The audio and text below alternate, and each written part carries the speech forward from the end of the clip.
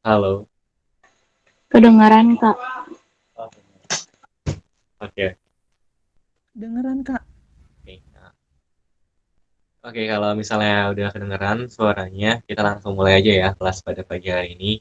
Sebelum kita mulai belajar, marilah kita berdoa. Berdoa mereka dan agama masing-masing. Berdoa dipersilakan.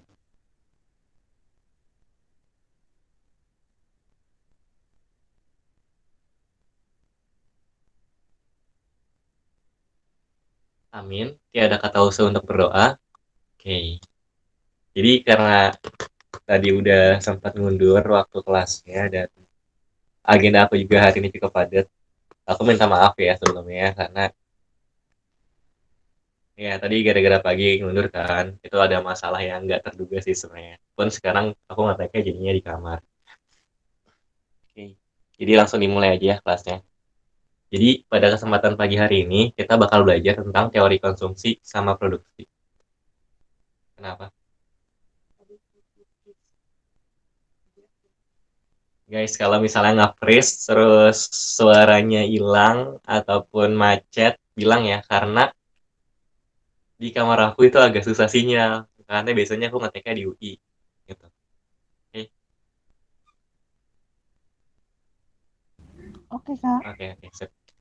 Oke, langsung aja kita masuk ke teori konsumsi. Di teori konsumsi ini kita akan mempelajari bagaimana sih seorang konsumen berperilaku atau mengambil tindakan. Yang pertama kita bakal kenal sama yang namanya teori kardinal. Ingat aja kan K, kan? K itu kayak konebel kan K juga kan, homofon gitu. Nah, di teori kardinal kepuasan itu dapat dihitung. Ini yang terkenal ada hukum Gosen satu yang bilang tentang law of diminishing marginal utility. Law of diminishing marginal utility ini ngasih tahu ke kita bahwa semakin kita mengkonsumsi suatu barang secara terus-menerus, kepuasan yang kita dapetin tambahannya semakin berkurang. Gitu. Atau kalau aku pribadi sih, ngingetnya ini fenomena gumoh. Tau gumoh nggak? Gumoh tuh kayak kalau misalnya kalian makan sesuatu secara terus-menerus, awalnya enak sih, tapi lama-kelamaan udah kenyang gitu kan. Tapi lama-kelamaan bakal enak juga gitu, kayak gitu sih. Nah, ini terus lanjut ada kurva MU sama TU. Jadi kalau misalnya di soal-soal ngomongin tentang teori kardinal, itu berarti kita ngomongin kurva MU sama TU, biasanya kayak gitu. Nah, ini kurvanya, MU itu bakal naik, terus lama-lama turun. Sorry ya kalau ada suara kucing. Itu gak fokus deh kalau di kamar.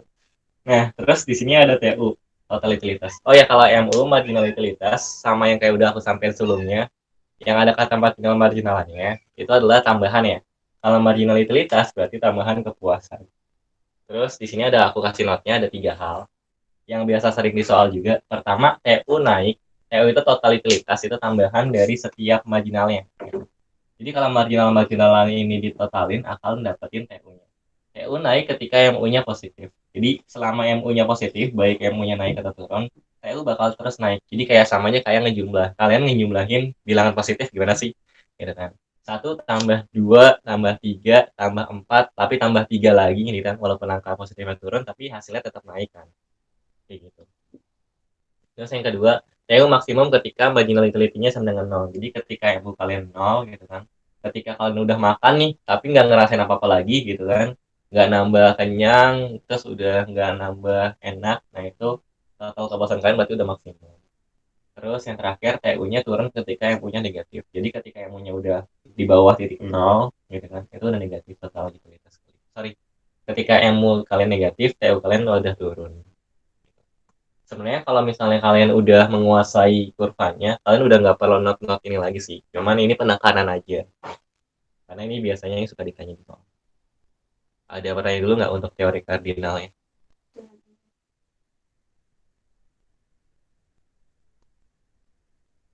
Ada tidak?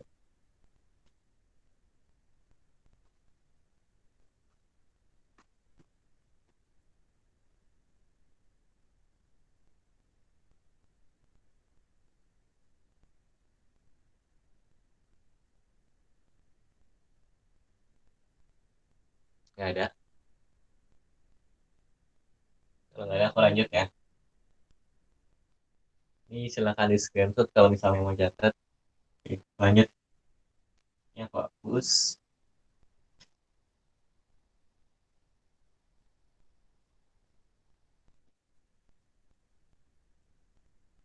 Nah, tadi teori kardinal mengatakan bahwa kepuasan dapat dihitung kan. Selanjutnya ada yang namanya teori ordinal. Nih, ini kan ordinal tuh hurufnya huruf O kan depannya. Itu kan kayak angka 0. Jadi di sini dibilang kalau misalnya kepuasan katanya tidak dapat dihitung.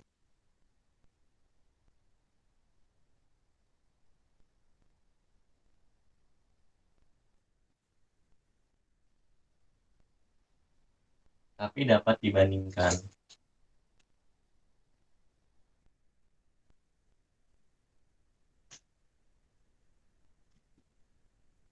Kalau misalnya nih, tadi di teori kardinal kan kalian nemu kurva MU sama TU kan, marginal utility sama total utility. Nah, kalau di teori ordinal ini, kalian bakal nemuin kurva indiferensi atau indifference curve.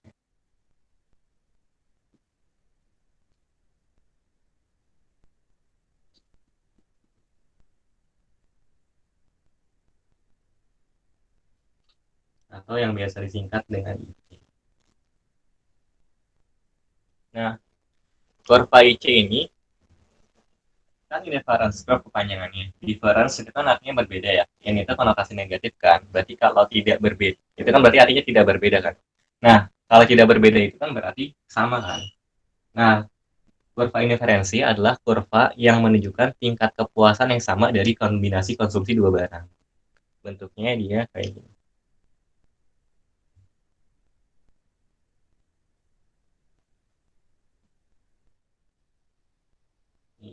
Nah, ini X1 sama X2-nya adalah barang.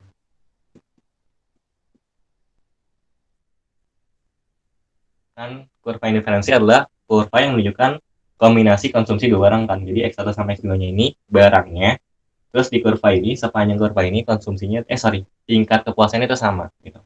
Baik di titik A maupun di titik B. Di titik A ini kan X1-nya lebih banyak ya. Di sini X1A, di sini X2A, terus di sini di titik B itu lebih banyak X2-nya kan dibandingkan X1-nya. Tapi kepuasan kalian sama aja. Nah, apa sih yang sering keluar di kurva indiferensi? Yang sering keluar di kurva indiferensi adalah sifat-sifatnya sih. Sifat-sifat kurva indiferensi itu sebenarnya bisa kalian lihat dari definisinya pertama tadi. Jadi di titik manapun tingkat kepuasannya sama. Terus yang kedua dari bentuk kurvanya. Bentuk kurvanya lihat dia dari turun dari kiri atas ke kanan bawah sama cembung ke titik origin kan. Atau biasanya kalau di soal bahasanya convex to origin. Terus yang ketiga itu misalnya kalau ada dua IC. Nah, dua IC itu ini ada IC1 sama IC2. Aku gambarin IC baru yang IC2 di sebelah kanan atas. Nah, ini juga sering keluar. Yaitu kurva IC yang di sebelah kanan atas itu tingkat kepuasannya lebih tinggi daripada yang di sebelah kiri bawah. Terus, udah. Ada yang bertanya dulu nggak sampai sini? Teori ordinal. Kecepatan nggak, guys?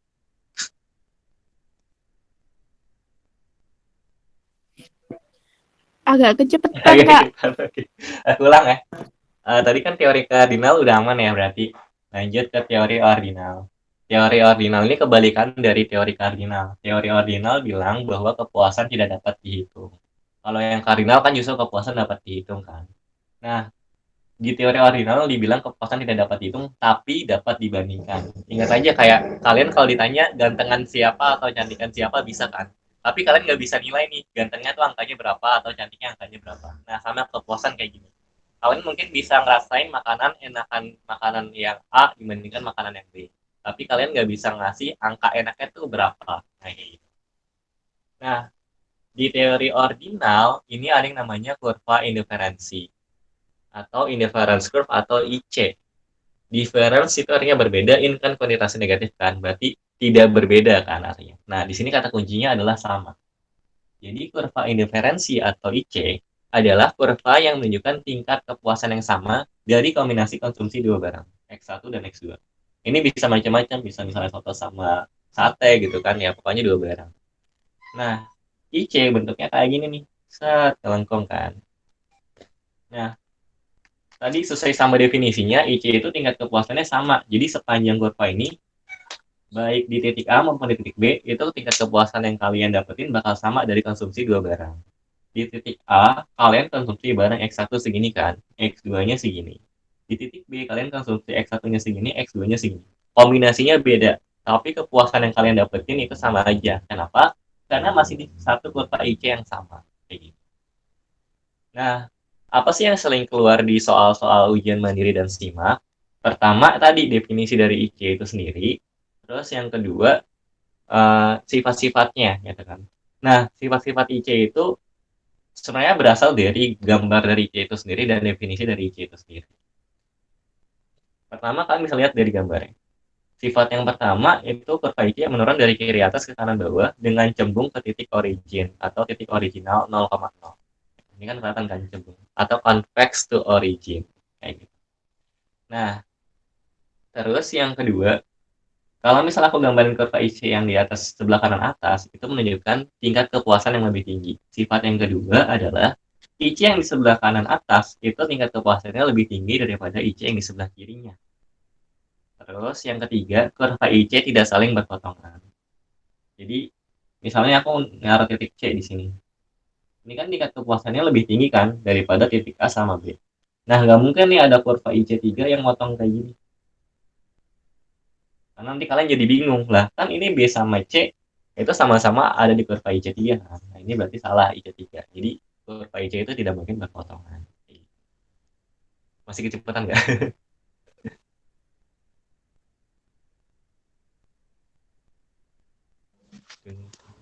Kak, mau tanya, Nanya apa? Silakan. mungkin nggak sih kalau dia jadi minus gitu loh? Apanya? Ya, itunya kepuasannya. Oh, kepuasannya. Kalau marginal utility sebenarnya mungkin minus, tadi kan udah dibahas di teori kardinal.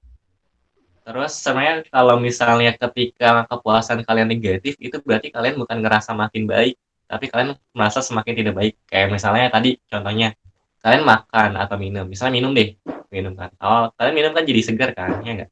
Nah, ketika kalian merasakan kesegaran, udah nggak haus lagi, gitu kan. Gara-gara minum itu berarti tambahan kepuasan kalian positif. Kepuasan kalian mungkin negatif kalau misalnya nih kalian minum terus menerus, terus lama-lama jadi enak kan dan malah muntah. Nah, ketika kalian muntah, kalian malah ngerasa kayak pusing gitu kan, perutnya nggak enak, ya kan. Mau minum lagi juga nggak enak. Nah, itu kepuasan kalian. Kepuasan mungkin negatif atau enggak, mungkin. Tapi untuk IC mungkin negatif atau enggak, menurut aku, kalau untuk standar anak-anak SMA sama untuk ujian mandiri, itu kayaknya nggak akan dimunculin tes kalau IC-nya negatif. Sejauh ini sih belum pernah. Makasih, Kak. Oke, sama-sama. Ada lagi yang mau nanya? Tadi siapa yang nanya? Sheila ya? Iya. Iya, oke. Makasih saya.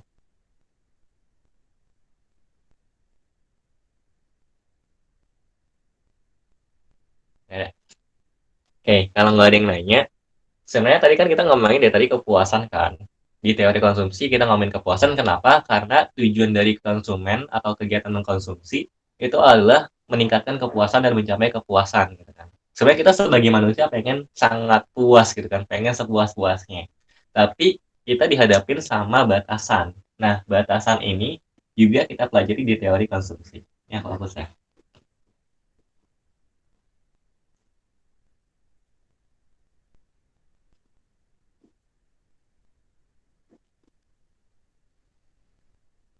Di teori konsumsi dalam upayanya kita konsumen untuk memaksimalkan kepuasan, kita dibatasi oleh yang namanya anggaran kan, atau uang yang kita miliki atau sumber daya yang kita miliki. Nah, ini direfleksikan oleh sebuah survei yang namanya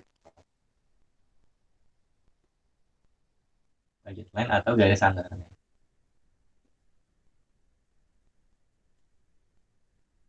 Garis anggaran itu sebenarnya sederhana sih, kayak gini doang gambarnya. Ini BL. Oh, ini budget line, nama lainnya BL ya. Ini sama X1 sama X2. Budget line itu adalah garis atau kurva yang menunjukkan kombinasi konsumsi dua barang yang membutuhkan anggaran yang sama. Jadi mau di titik manapun sepanjang kurva ini, anggaran kalian yang dibutuhkan sama. Kalian ngeluarin uang sama. Nah, kurva budget line ini kadang-kadang suka keluar di soal budget line tuh bisa geser ke kanan maupun ke kiri. Itu gara-gara kalian pendapatannya bertambah atau berkurang. Jadi di budget line ini tuh kayak nunjukin anggaran kalian, pendapatan kalian itu cukup buat beli barang X1 sama X2 berapa sih? Gitu. Nah, ketika pendapatan kalian naik, BL ini bakal geser ke kanan. Jadi BL. Kenapa kayak gitu? Karena kalian bisa beli lebih banyak barang sekarang.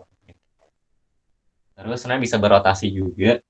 Berotasi kalau misalnya salah satu harga barang itu naik atau turun. Contoh misalnya barang X1 itu harganya naik. Berarti dengan uang yang sama kita bisa beli barang X1 semakin sedikit kan. Makanya jumlah dari X1-nya ini bakal berkurang kan. Maka kurvanya bakal rotasi.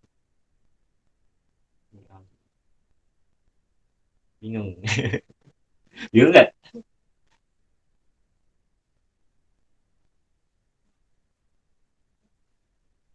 Halo guys. Bentar, Kak. Ya, bentar gimana? Yang rotasi nge-freeze ya. Ini aku ulang yang rotasi. Yang geser kan nggak masalah ya. Yang geser ke kanan tuh gara-gara pendapatan kita naik. Nah, sekarang kita belajar yang rotasinya. Jadi yang rotasi itu faktornya adalah gara-gara harga barangnya itu berubah, baik X1 maupun X2. Kalau misalnya harga barang X1 itu naik misalnya, X1 naik. Kalau di permintaan itu kan bakal terjadi penurunan kuantitas barang yang X yang dimintakan. Ya. Nah, gitu sama sudut pandangnya sebagai konsumen sekarang dengan uang yang sama, dengan anggaran yang sama. Wah, harga X1 naik nih. Aku bisa beli barang X1 lebih sedikit dong. Maka terjadi pengurangan barang X1 yang bisa aku beli. Ya nggak? Ke kiri dong kalau berkurang. Nah, makanya kurvanya bakal jadi rotasi kayak gini. Ini BLT misalnya. Ya kan? Nah, kenapa X2-nya nggak gerak? Nggak terus tetap di titik yang ini? Karena kalau misalnya aku mengalokasikan semua anggaran aku buat beli X2, itu tetap jumlahnya segini dapatnya. Kayak gitu. Tapi kalau misalnya sebaiknya aku nganggarin semuanya buat beli X1, buat beli barang X1, itu bakal berkurang yang bisa aku beli. Gitu. Gimana? Masih kecepatan? Bilang aja kalau masih kecepatan. Atau kurang jelas atau masih bingung? Aku paham sih. Oke. Nah, Jelas, Kak. jelas ya. Ini juga berlaku untuk kalau misalnya X2-nya yang berubah ya. Kalau X2-nya berubah berarti nanti X2-nya yang turun ya kan. Kayak gitu. Sekarang aku mau balik nanya, kalau misalnya harga X1-nya itu justru turun, bukan naik, tadi naik, itu gimana? Apa yang terjadi? Sem- Semakin ke kanan. Makin ke kanan. Iya, jadi Geser, rotasi atau nambah. gimana? Gimana? Makin ke kanan gimana? Makin ke kanan apanya? Geser atau rotasi? Rotasi. Iya. Rotasi. Jadi nanti bakal gini ya, bikin yang baru. Terus ininya X2-nya nambah banyak. Ya, keren keren keren. Sip, udah pada paham berarti ya. Ini aku hapus ya.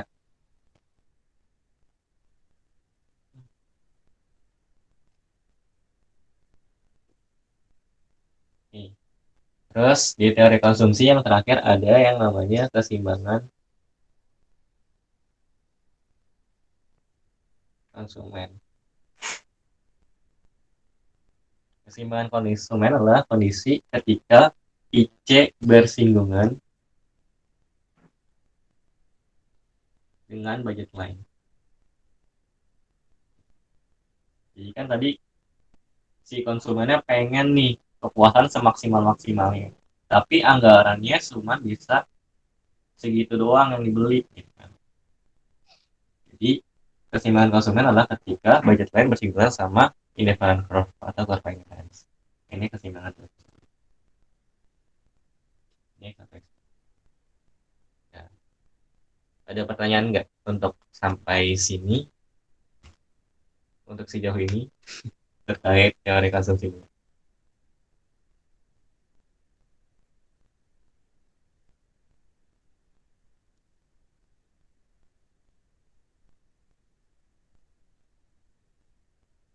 Paham, Kak. Oke. Lanjut ya. Ya, fokus. Kalau nggak ada yang nanya lagi, aku akan lanjut ke teori produksinya. Teori produksinya. Oke. Nah, di teori produksi, sebenarnya ini kalau misalnya kalian udah paham tentang teori konsumsinya, itu tinggal ngubah sudut pandang aja sih. Jadi kalau tadi kan kita udah ngomongin tentang marginal utility sama total utility di teori produksi. Sorry, di teori konsumsi. Di teori produksi, ini akan ada kurva serupa, yaitu kurva MP, TP, dan AP. MP itu marginal production, TP itu total production, sama AP adalah average production. Jadi si MP ini adalah tambahan produksi kamu atas kamu menambah satu tenaga kerja. Terus kalau TP ini adalah total produksinya, itu penjumlahan dari marginal-marginalnya atau tambahan-tambahannya. Terus yang AP ini adalah average production atau rata-rata dari produksi. Ini tinggal si TP-nya dibagi jumlah tenaga kerjanya.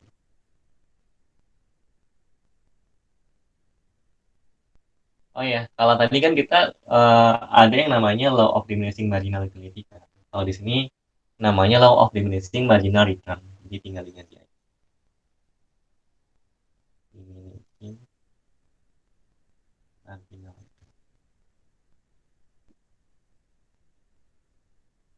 Sebenarnya kalau misalnya di teori konsumsi tadi kita mempelajari atau apa ya, ibarat kata tuh memperhatikan fenomena dari gumuh gitu kan. Nah kalau di sini tuh kita memperhatikan atau mempelajari fenomena gosip.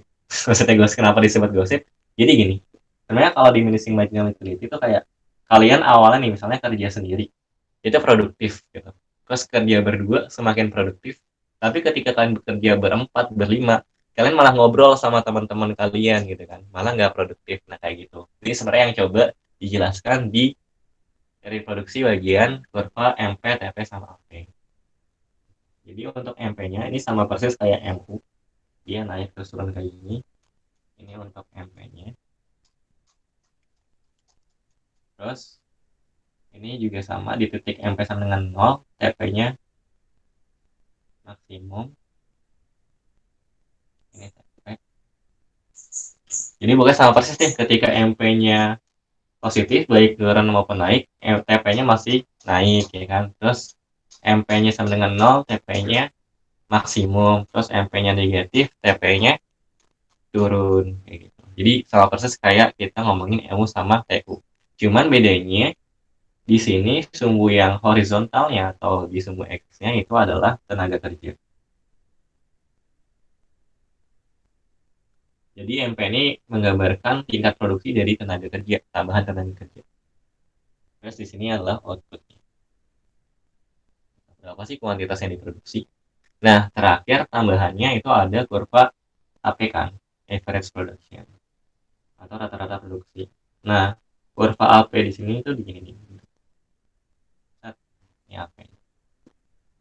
Biasanya sih yang ditanya di soal cuman ini doang nih, puncak dari AP. Kapan sih AP itu maksimum? AP itu maksimum ketika dia berpotongan sama MP. Itu doang paling. Sama tadi yang hubungan MP sama TP yang persis sama kayak MU sama TP. Yang tiga hal. Pertama, pertama TP-nya akan terus naik selama MP-nya itu positif, baik dia naik atau turun. Yang kedua, TP bakal maksimum ketika MP sama dengan 0. Yang ketiga, TP-nya bakal turun ketika MP-nya negatif. Paling nambah satu hal doang kan. Yang perlu diperhatikan adalah tadi AP-nya maksimum ketika berpasangan sama MP. Udah. Ada pertanyaan nggak untuk MP, TP, sama AP? Tadi Kak yang enggak itu loh, yang pertamanya. Oh ya, Yang kan ada TP maksimal ketika MP sama dengan 0. Terus sebelum itu Oh iya. Sama persis kayak hubungan marginal utility sama total utility. Jadi si TP ini akan terus naik ya kan? Ketika MP positif, baik MP-nya naik maupun turun. Jadi kayak tinggal ngebaca kurva doang gitu. Gimana? Berarti sama aja kayak di teori konsumsi ya, Kak? Iya betul. Kalau Ah, misalnya teori konsumsinya udah paham gitu kan, teori produksi itu tinggal ngubah perspektif doang, sudut pandang doang. oke, Kak. Paham. Makasih ya, Kak. Sama-sama. Oke. Fokus ya.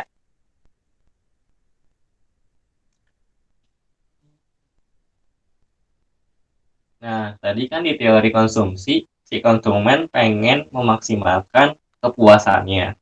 Nah, sebagai produsen, di sini asumsinya si produsen bakal mengoptimalkan atau memaksimalkan outputnya. Makanya, di sini kita bakal belajar kurva isoquant yang berhubungan sama tingkat produksi. Kurva isoquant adalah kurva yang menunjukkan kombinasi dari faktor produksi X1 sama X2 ini faktor produksi yang menghasilkan tingkat output yang sama. Ini isoquant. Bentuknya sama kayak kurva IC persis. Bedanya cuma X1 sama X2-nya itu faktor produksi.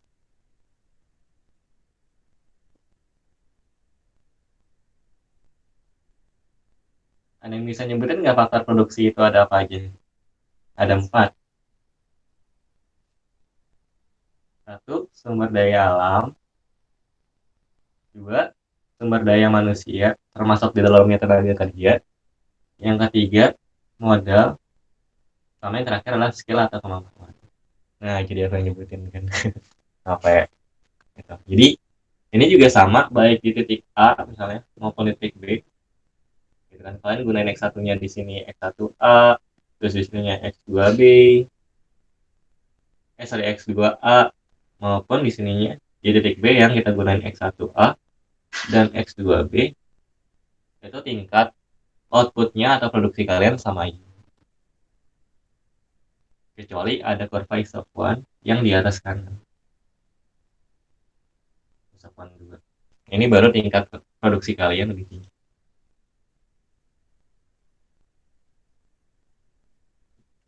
Ada pertanyaan nggak untuk isoquant? Isoquant tuh sebenarnya punya sifat-sifat juga yang lagi-lagi persis sama kayak IC. Dia menurun dari kiri atas ke kanan bawah, terus cembung ke titik origin, ya nggak? Terus dia nggak saling berpotongan. Yang di sebelah kanan tingkat outputnya lebih tinggi, gitu-gitu. Bab ini emang banyak kurva sih, tapi nggak banyak materinya sih kalau menurut. Ada yang bertanya? Kak, itu yang titik B, itu yang bawahnya X2A kan bukan Oh, X1A. sorry, X2, X1B. Oh, X1. Iya, X1B maksudnya. Makasih, Kak. Ya,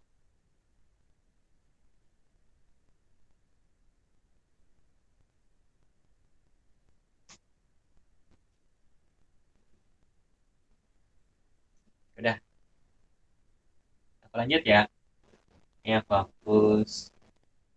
Nah, si produsen ini kan sebenarnya pengen dia memaksimalkan outputnya ya.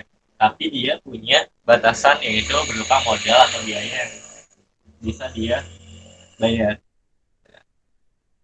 Ini ada beberapa isopos yang menggambarkan batasan dari si produsen. Tadi masih ingat nggak di teori konsumen itu batasannya apa? Di teori konsumsi. Budget line kan? Nah, di teori produksi ini batasannya digambarkan oleh kurva isopos. Dan bentuknya pun sama kayak budget line persis. Ini isopos. Bedanya apa? Bedanya X1 sama X2-nya. X1 sama X2-nya tentu saja faktor produksi juga.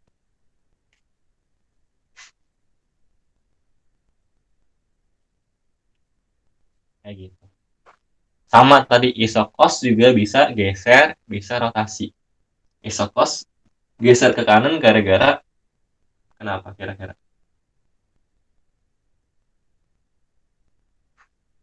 Kalau misalnya tadi kan, kalau misalnya budget line itu bisa geser ke kanan gara-gara pendapatan kita naik, ya nggak? Kalau iso cost-nya geser ke kanan gara-gara, jeng, ada yang tahu nggak?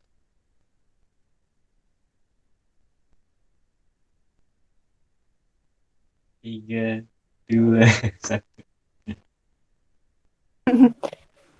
Kenapa? Coba sekarang bayangin sekalian jadi seorang konsumen, ya kan?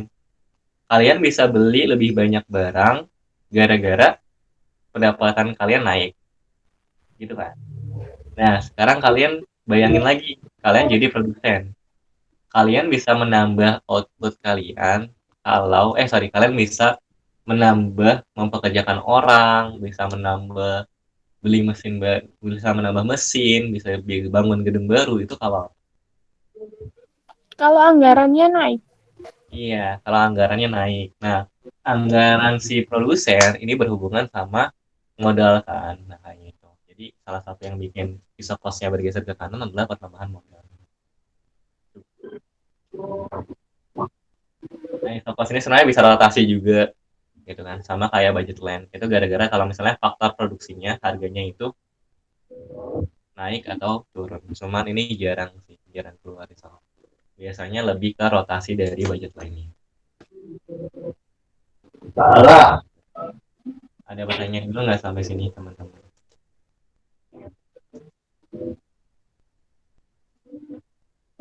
Ngerti, Kak. Nanti aku. Terus kita udah ngomongin tentang tujuannya yang ingin dicapai sama produsen, udah ngomongin tentang batasannya juga. Maka terakhir kita ngomongin tentang keseimbangan.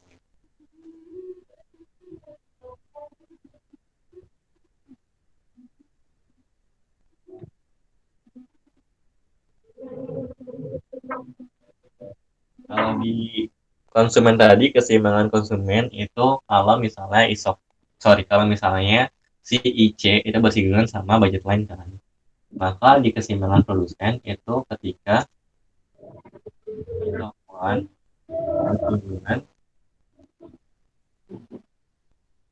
dengan ISO cost.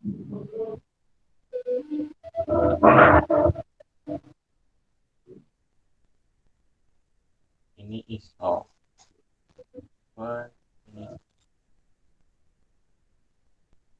Ini sama-sama.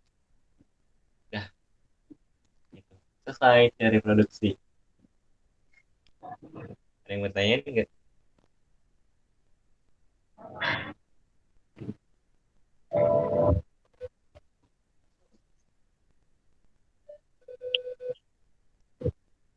Ada.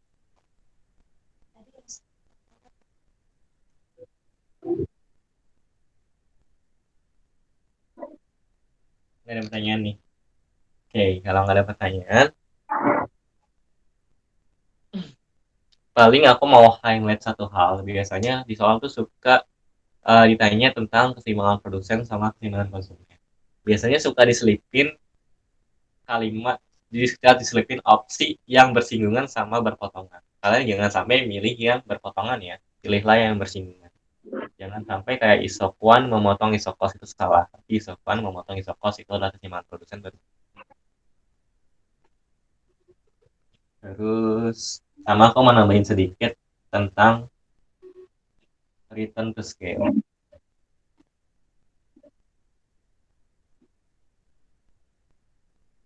Nah, return to scale itu tingkat pengembalian sih sebenarnya. Kayak kalau misalnya kalian sebagai produsen itu kalau misalnya kalian nambah faktor produksi, apa sih yang terjadi sama output kalian gitu kan? Faktor produksi itu di sini disebut dengan input. Jadi sebenarnya ini dibagi jadi 3. Ada increasing, ada constant, ada decreasing.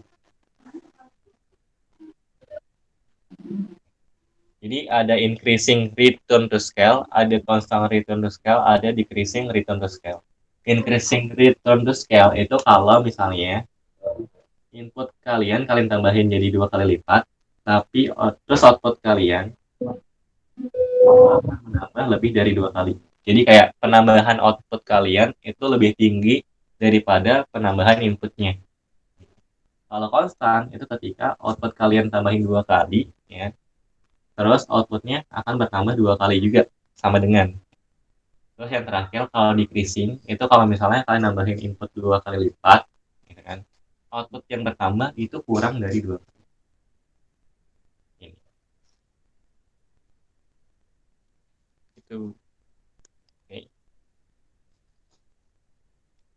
Ini juga sering keluar sih 3 kali ini. Ada pertanyaan nggak untuk return to scale? Oh ya, sama di kadang-kadang di soal itu disingkat IRTS kalau untuk yang increasing return to scale. Jadi I-nya itu increasing, R-nya return, T-nya itu SS scale. Ini berarti CRTS dan ininya DRTS. Jadi yang dimaksud sama aja sih.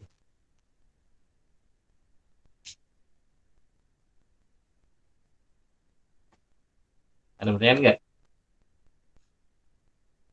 Kalau nggak ada pertanyaan, aku mau lanjut bahas soalnya nih. Lanjut Kak. Lanjut ya, dan kita langsung coba bahas soalnya ya. Kak Ajeng tolong di display ke.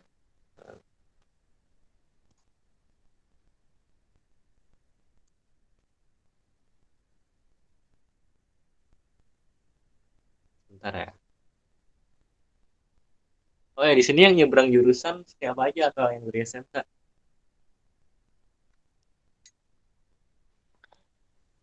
Aku. Nah, aku Sela, tadi Kak. siapa yang ngomong? Oh, Sela. Oke. Tadi aku masih nge-scan jadi nggak pindah. Sela dari SMK atau dari IPA? Dari IPA. Oh, dari IPA. Mantap, mantap. Aku juga IPA dulu. Bisa kalau bisa. Semangat ya. Tahun Ngambil ketiga jurusan ini, apa? Kak. Kenapa? Oh, tahun Tahun ketiga. ketiga. Terakhir dong, kesempatan terakhir. Iya. Wah, semangat, semangat. Semoga berhasil ya, Sel. Tahun ini ngambil jurusan apa, Sel? Manajemen. Manajemen. Mantap, mantap. Simak berapa jurusan ngambilnya? 3. 3. Oke, semangat ya. Iya.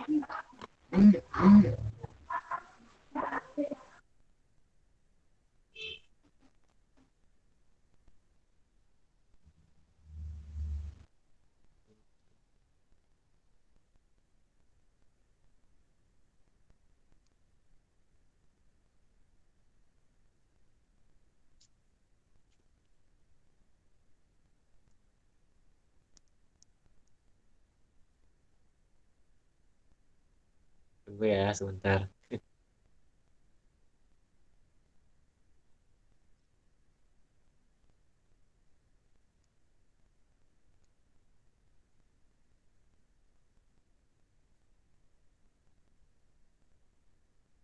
Bisa, Kak.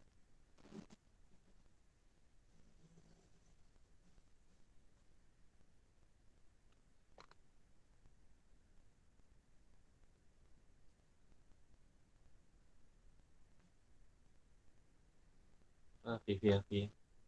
Oh, ada.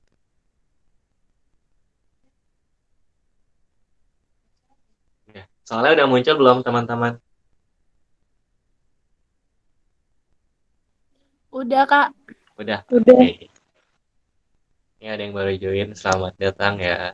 Kita udah masuk sesi pembahasan soal. Diikutin aja dulu. Nanti mungkin kalau misalnya ada pertanyaan, bisa ditanyakan di luar sesi ya. Oke. Kita mulai di lari nomor 1. Petunjuk khususnya masih ada yang bingung nggak, guys? Aman kan ya?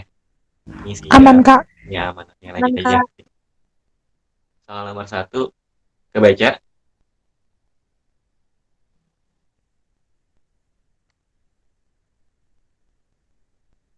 Kebaca kan ya? Manakah pernyataan yang benar mengenai utilitas total dan utilitas marginal? Coba C. dijawab. C, Kak. C. Iya, benar. Jika utilitas marginal menurun dan masih positif, utilitas total akan meningkat. Sama kayak 3 hal yang tadi ku highlight ya, yang aku kasih note-nya. Jadi walaupun si utilitas marginalnya turun, selagi masih positif, utilitas totalnya akan terus meningkat. Tuh. Keren. Lanjut nomor 2.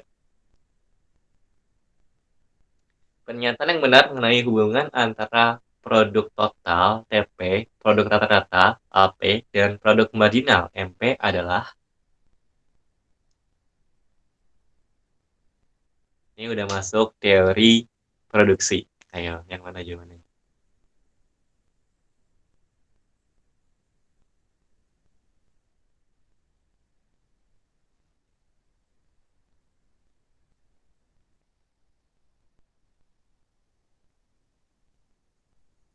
Mana guys?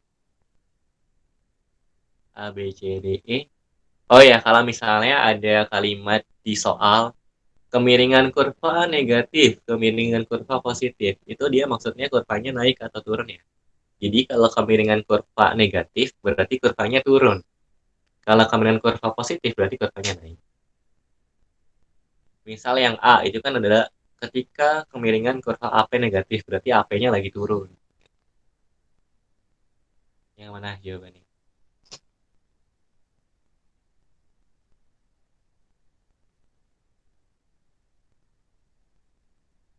Ayo, ada yang jawab tidak? B, B nggak sih? D bukan Kak. Bingung. Bingung. Oke, B jadi nggak kan sih, Kak? kenapa? Bogor apa Depok? Bogor. Bogor. Oke, jadi aku coba lihat dulu ya yang B. Marginal produk atau tambahan produk ketika MP kurang dari AP. Wait, bentar, aku salah baca. MP kurang dari AP ketika kemiringan kurva MP positif. Nah, coba ingat lagi deh gambarnya. Kan kalau Seharusnya negatif. ya kan, harusnya ketika MP-nya itu di atas, sorry, kalau MP-nya itu di bawah AP, itu kan harusnya MP-nya turun juga kan. Nah, berarti MP-nya negatif, benar. Jadi, bukan positif ya, berarti bukan B jawabannya. Di sini nomor 2 yang tepat adalah yang D. Ketika MP sama dengan AP, sorry, yang D, MP sama dengan AP ketika nilai AP maksimum. Yang D. Iya, yang tadi di teori produksi yang aku jelasin di awal. Gitu. Jadi, MP sama dengan AP itu maksudnya waktu bersinggungan itu, Kak. waktu berpotongan. Oh ya, berpotongan. Iya. Oh, iya, iya. Iya. Oke, ada yang mau tanya lagi? Lanjut Kak. Lanjut, nama 3.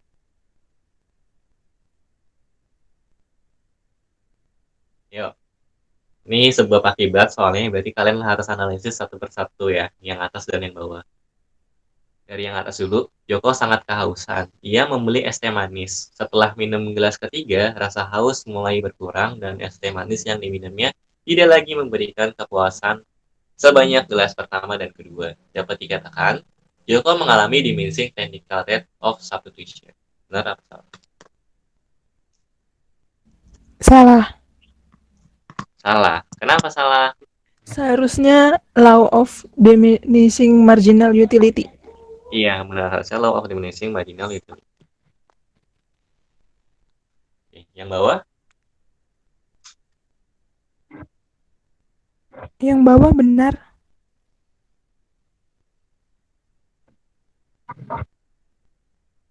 Yang bawah, menurut hukum Gosen 1, jika kebutuhan dipenuhi terus-menerus, tambahan kenikmatannya makin lama makin berkurang, sehingga akhirnya tidak dicapai rasa kepuasan. Benar apa salah yang bawah? Benar. Benar. Kenapa benar?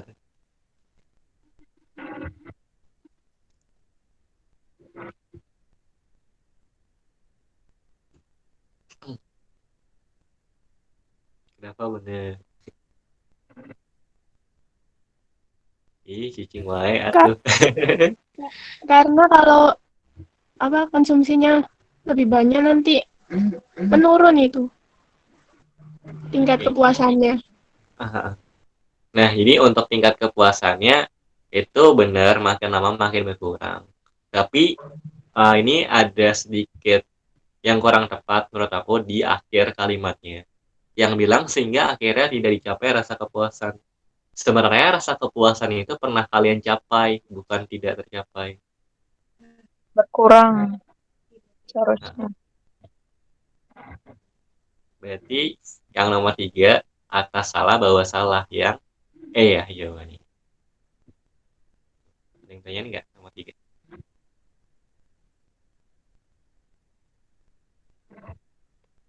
Seharusnya berkurang Kak kepuasannya. Kenapa?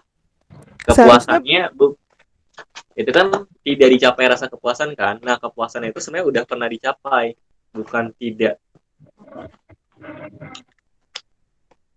oh iya paham Kak. Iya, paham ya?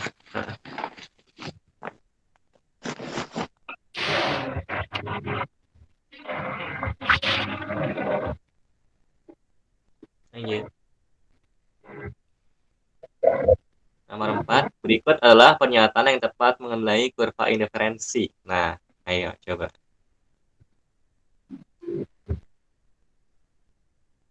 Aku kasih waktu 15 detik ya buat jawab. 15, 14, 13, 11, 10, Dan 3.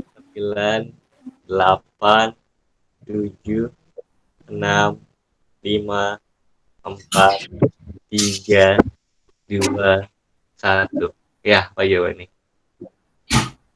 Detek Apa? 1 dan 3. 1 dan 3. Oke, coba kita lihat 1. Kedua sumbu pada kurva menggambarkan pilihan barang 1 dan barang 2 yang dikonsumsi. Iya, betul ya. X1 sama X2-nya itu barang. Terus, 3 ya. Kurva indiferensi yang semakin ke kanan atas menunjukkan tingkat kepuasan yang semakin tinggi. Iya, betul. Kurva IC yang di sebelah kanan itu itu kepuasannya lebih tinggi daripada yang di kiri bawahnya. Iya. Ya, salah satu benar, 3 benar. Terus kita coba tes lihat yang nomor 2 ya. Keseimbangan konsumen terjadi ketika kurva anggaran memotong kurva indiferensi. Ini salah karena dia bukan memotong tapi bersinggungan. Berarti kalau misalnya 2 salah, 4 juga salah. Bersinggungan. Iya, bersinggungan langsung. Jadi jawabannya 1, 3, betul.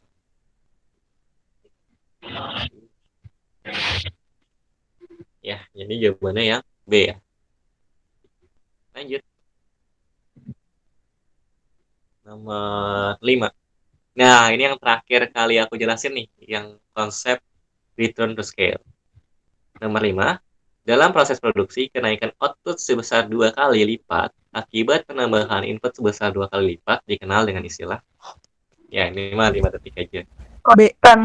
No, cepat kan. Ya benar, konstan return B. to scale. Yang B jawabannya.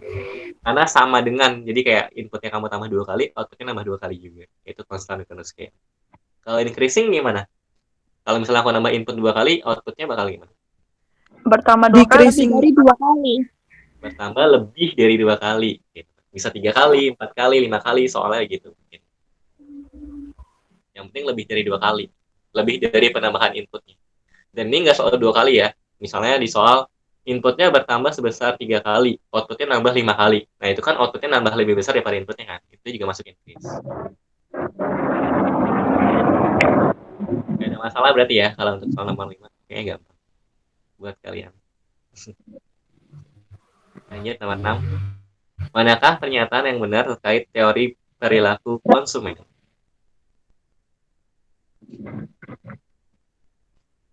Sepuluh detik.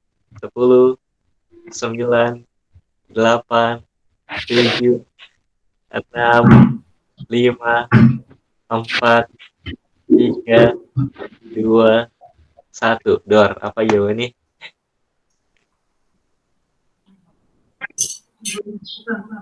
1 dan 3.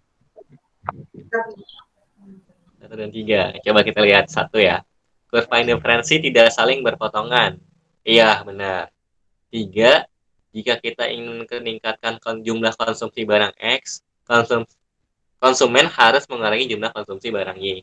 Iya, benar. Karena anggaran kita itu kan terbatas ya. Jadi kalau misalnya kita menambah barang X gitu kan, kita nambah mau beli barang X, otomatis kita harus ngurangin barang Y-nya. Atau kalau misalnya kita ngomongin tentang kurva indiferensi, berarti kalau misalnya kita mau kepuasan kita tingkatnya sama, berarti kita harus nambah barang X dengan mengurangi barang Y. Iya. 1, 3 benar, tapi kita coba cek nomor 2-nya ya. Kurva indiferensi menggambarkan titik-titik kombinasi harga barang dan jumlah barang yang ingin dikonsumsi. 2 salah. Kenapa salah?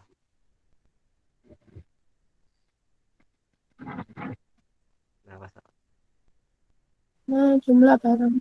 Bukan harga barang gitu kan ya? Nah, iya benar. Karena yang nomor 2 ini ada kata harga barang ya. Sementara di kurva indiferensi X1 sama X2-nya itu cuma jumlah barang doang, nggak ada harganya. Betul. Jadi 2 salah, 4 auto salah jawabannya. 1 dan X2 ya, Kak? Kenapa? Kalau yang jumlah barang itu X1 dan X2. Iya, X1 sama X2. Itu berjumlah barang 1 dan barang 2. Tapi nggak ada harga barangnya di sana. Lanjut ya. Lanjut. Oke, lanjut ya.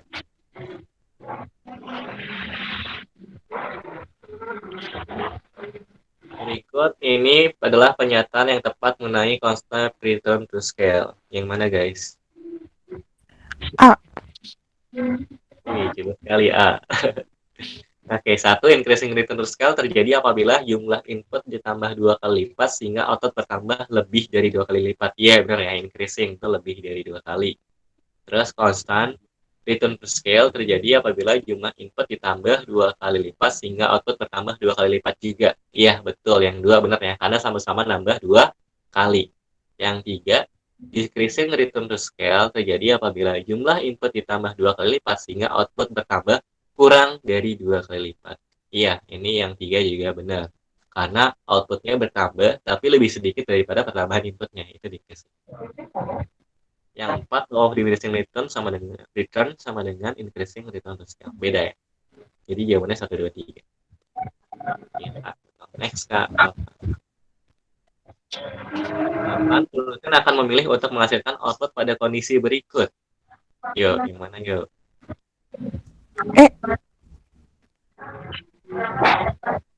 Itu berarti apa ya? 4, apa semua benar atau 4 saja sih? Semua, Kak. Semua benar. Oke, kita lihat nomor 1 ya. Anggaran produksi lebih besar dibandingkan harga total dari kedua faktor produksi yang digunakan.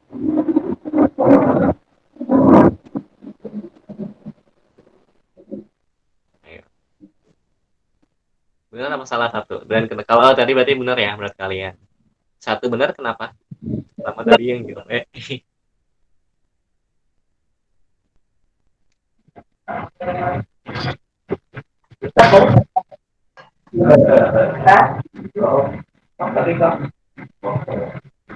Jadi yang jawabnya siapa?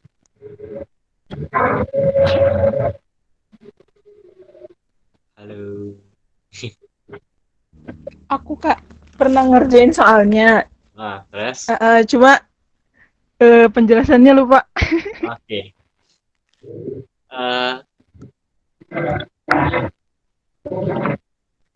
Tapi sebenarnya kalau aku ya, menurutku yang 1 tuh salah gitu. Jadi yang 1, anggaran produksi kan lebih besar dibandingkan harga total dari kedua faktor produksi yang digunakan. Nah, sebenarnya ini tuh penjelasan dari kurva isokos.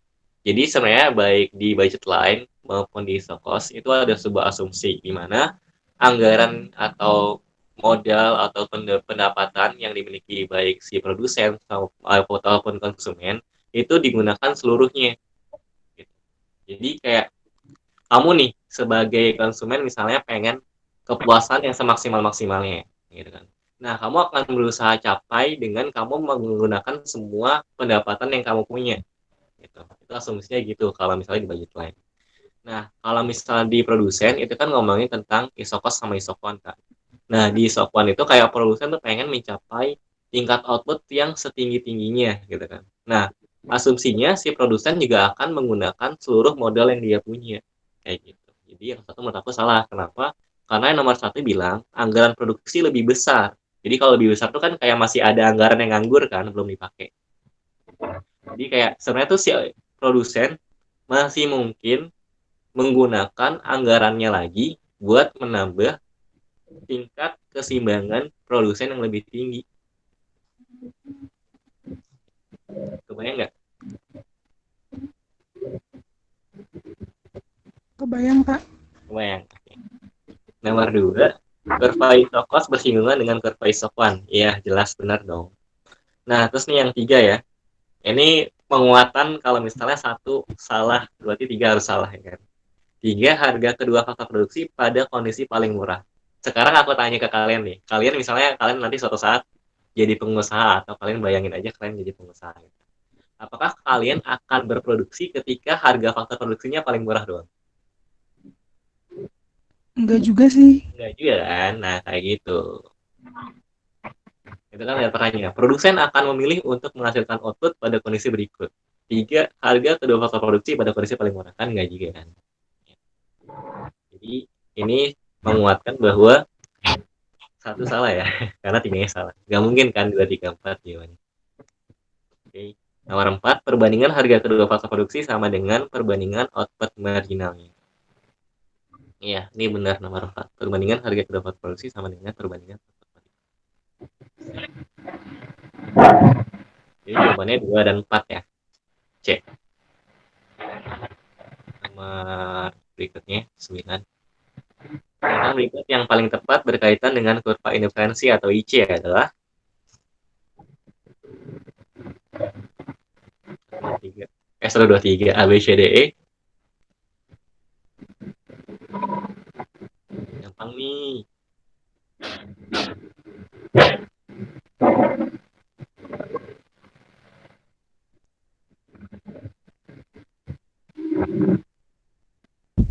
C ya, Kak? Iya, C. Keseimbangan konsumen terjadi ketika IC bersinggungan dengan kurva anggaran atau budget line. Gampang ya.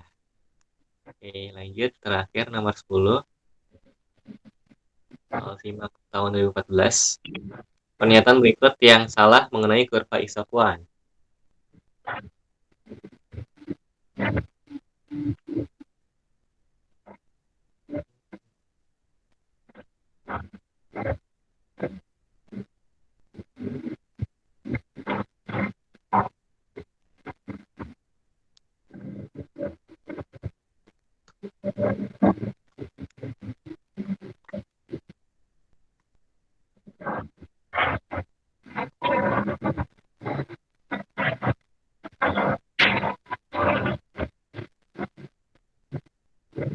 Apa jawabannya?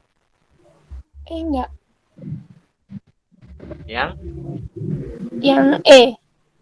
Yang E. Coba kita lihat yang E ya. Pada isokuan, titik yang berada di kurva sebelah kanan atas menunjukkan tingkat output yang lebih tinggi dibandingkan di kiri bawah.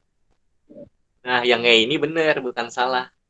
Kan aku bilang isokuan tuh sama kayak IC kan. Jadi kurva yang di sebelah kanan atas itu lebih tinggi. Kalau di IC itu kepuasannya lebih tinggi. Kalau di isokuan itu berarti outputnya lebih tinggi. Kalau yang di sebelah kanan atas. Ayo, coba cari lagi. B atau D, Kak? Kenapa? B atau D? B atau D? Domba katanya. Kenapa, Fania? Domba.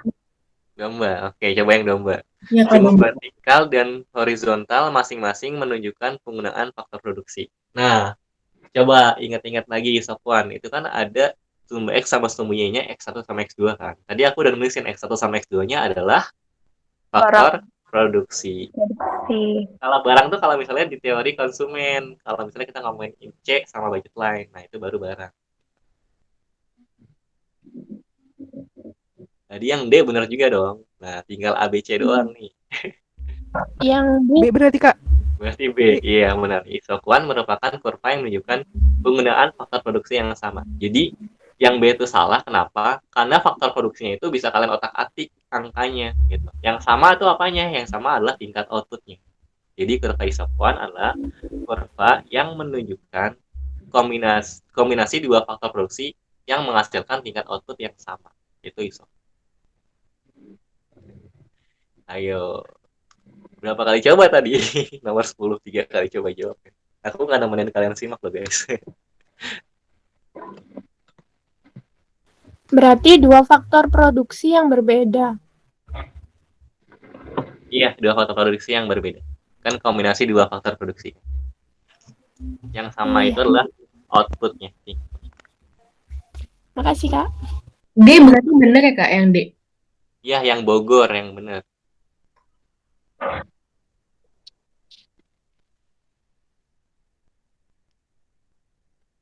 Ya, ada pertanyaan nggak? Ini soal terakhir dari keseluruhan.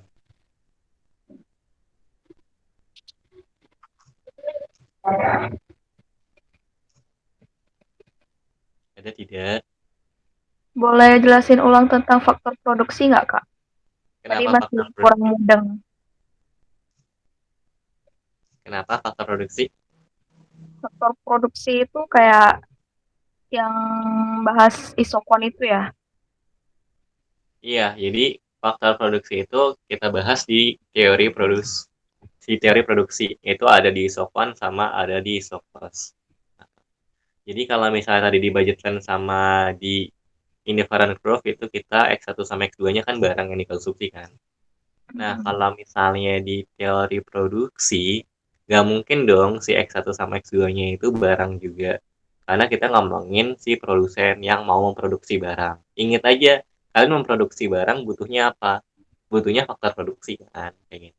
Jadi ingat si produsen itu ingin memaksimalkan outputnya. Gitu kan. Maka dia menggunakan faktor produksi.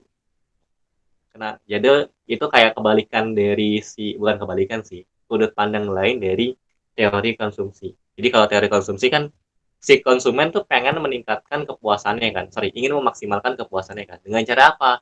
Dia mengkonsumsi barang X1 sama X2, berarti X1 sama X2-nya barang. Nah, kalau misalnya di teori produksi, ingat aja si produsen maunya apa? Si produsen maunya memaksimalkan outputnya kan, jumlah barang yang diproduksinya gitu. Dia menggunakan apa untuk berproduksi?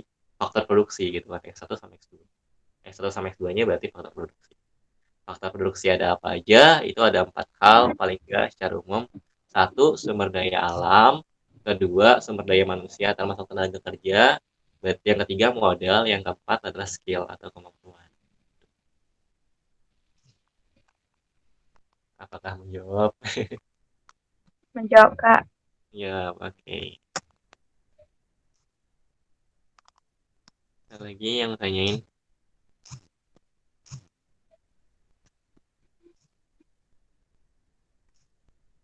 Nggak ada? Aman? Oke, kalau nggak ada yang mau tanyain lagi, aku mau minta ini dong guys, untuk nyalain kamera buat dokumentasi. Boleh? Kita screenshot dulu nih.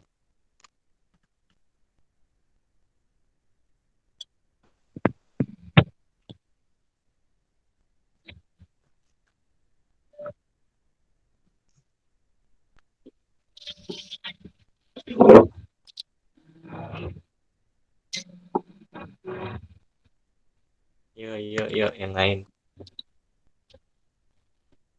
Elisa, Sela, Bella, Helena, Umun, Rahel, Restu, Tiara.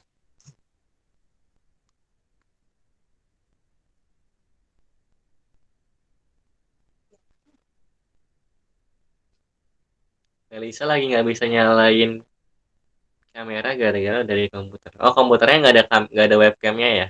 Well, okay, it's okay.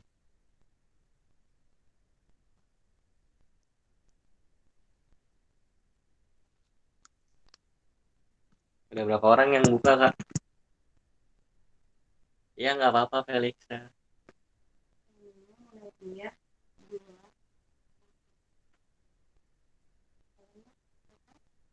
Helena, Rahel, yuk. Restu, Sela.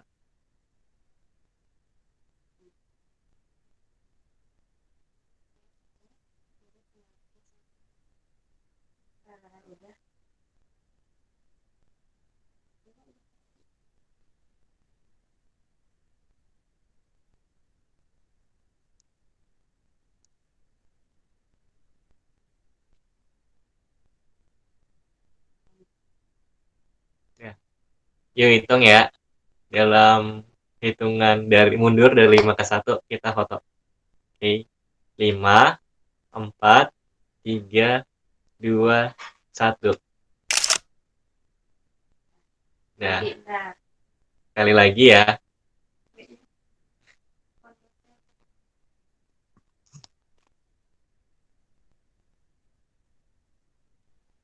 Ya. 5, 4, 3, 2, 1. Nah, oke. Makasih teman-teman. Tadi alhamdulillah kita udah selesai belajarnya. Kita ya. Kita tekan baca doa ya. Semoga apa yang kita pelajari hari ini bermanfaat. Semoga kalian semua bisa masuk ke jurusannya yang kalian inginkan, ke PTN yang kalian inginkan juga. Berdoa, mengirim agama masing-masing. Berdoa dipersilakan.